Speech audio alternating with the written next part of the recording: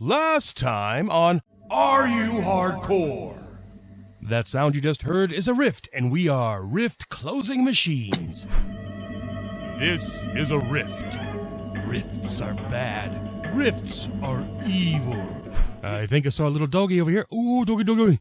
Come here, doggy, doggy, doggy, doggy. Come here, come here. Where is he? Oh no, doggy boy. Uh-oh, looks like night's coming and no rift in sight. Well, would you look at that?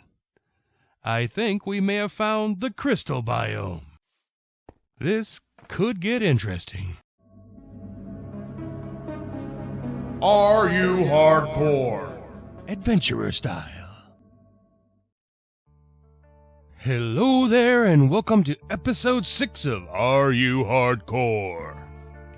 As interesting as it would be to keep playing with the giant glass snakes, we need to find that next rift, and it's off in this direction. As I've already stated, night is coming on, and so is some very dark footage. It should be said that with the placing of this torch right here, I've applied a night filter to the footage so it's easier for you to see what's going on. When I played, it looked like this. Between the darkness and the giant glass snaky things growing around us, I thought this would be better. For those new to the series, I should explain about the dynamic biomes and what they are. There are different areas of the world that change while we are in them. We are currently in the crystal biome, and, if I'm honest here, I could probably stand around and look at this for hours. It doesn't look like it's going to be all that dangerous to us, but it's pretty darn cool to watch. Last episode, we managed to enchant our items, and I'm sure we'll get the chance to test out just how good they are. Speaking of testing the enchants, I see a creeper man off in the distance. It's probably best to try and take him out now while I can. These giant taiga biomes can get pretty hilly, and I don't want to have a cliff in front of me and a creeper behind me. If you're wondering why I don't just plop down a bed and go to sleep, it's because that's what cowards do. We are brave heroes, bravely and heroically facing the night with all its dangers because that's what heroes do. That and sleeping is against the rules, but mainly the hero thing. Thankfully, phantoms are turned off, or this could get pretty darn hairy. That noise you just heard was the sound of a rift somewhere in the world. It is our mission and purpose in life to close those rifts. Since we have no idea how far away that rift might be, let's speed up that footage. Although it may look like I'm running from that skeleton, I'm actually tactfully strategizing what the next tactful strategy should be. That was possibly not the greatest strategy, since now I have 2 after me. There is something very satisfying about getting them to shoot each other, isn't there? In the previous episodes, we gathered all the materials we should need for the rest of the series. From this point on, we only have 2 goals in life. 1, find rifts. 2, stay alive, so we can find rifts. Let's not forget, this is a hardcore series. If I die, the series ends. So my goal is to not die. I know, shocking, but there it is. And in an effort to not die, as well as travel as fast as we can, we are going to use the rivers as much as possible to get around. And judging by all the blocks now falling from the sky, we appear to have left the crystal biome, bypassing the overgrowth biome, and traveled right back into Parkourville, otherwise known as the hardened biome, above ground diamond ore, brought to you by the hardened biome. In case you were wondering why I pointed an eggplant to that diamond ore and it broke the block, that eggplant is actually my block hoover. The block hoover is a battery-powered handheld vacuum that breaks blocks and sucks them up into our inventory. It is one of the tools all rift hunting heroes are given to help close all the rifts plaguing the world at large.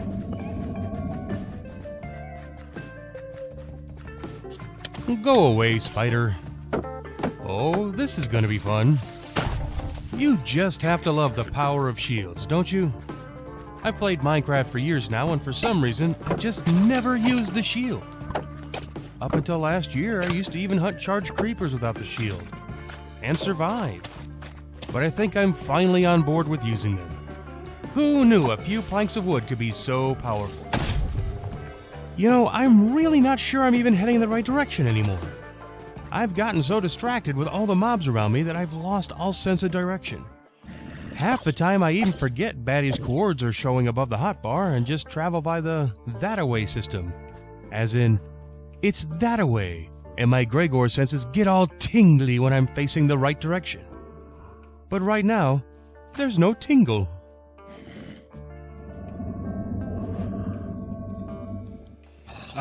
The rifts sound right when we need it.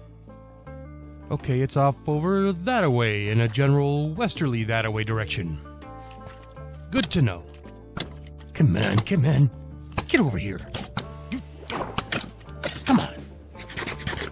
Wow, that skeleton really knew how to dance, didn't he? Uh-oh, I just noticed I lost my shield. Let's make a new one before we head off and close that rift. We've been hunting this one for a while, but really not sure how long we've been going in the wrong direction. Hopefully, we can find it soon. Well, that was rude. Just cleared away 2 blocks of dirt just to have 2 blocks of gravel fall on my head. While we're hunting down this rift, what better time than now to explain why rifts are evil and why we have to do everything in our power to close them. Once, in the long ago times, it's rumored that the world was ruled by a race of giant animals that were taller than the trees themselves. Think of these mighty beasts as giant sheep without all the frilly bits. They roamed and ruled the lands with their mighty naked sheep-like hooves until one day, the rifts came.